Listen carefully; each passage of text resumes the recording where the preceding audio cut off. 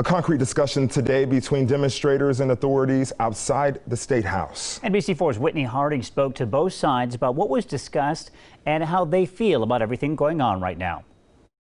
While the chants and car horns blared around the State House today, there was a moment of calm when a few young men and a group of state troopers came together to talk, listen, and try to find a way to move forward.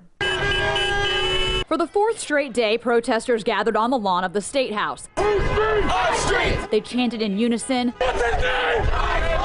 took a knee, fists in the air, and then began marching through the streets. No justice, no peace! Everyone was in solidarity, and that's great. But, you know, when you just announce things, it gets their attention, but it doesn't do what we're really trying to do. We want to be heard at the end of the day. So 26-year-old Mark Granville took it upon himself to be heard and began a conversation. My biggest thing was just to talk to them about what I experience every day. That was my first time speaking with an officer for that length of time, and I'm pretty sure that that's probably the first time he's had that kind of conversation with someone who looks like me.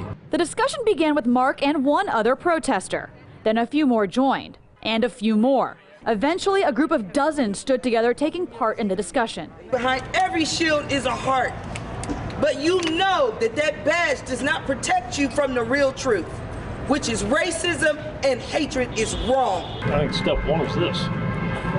I think this is great. We were able to kind of hear both sides that we go through, but also understand, you know, what's going through each of our minds. My biggest thing was that I just want him to understand why we're here. After each protester said their piece and listened, they stepped away. And Mark said that's what's most important, the next steps. Hopefully move forward, figure out a way that we can work together to find a solution, because what happens after the protests? If both sides understand, then maybe we can actually see some change. Local for you, Whitney Harding, NBC4.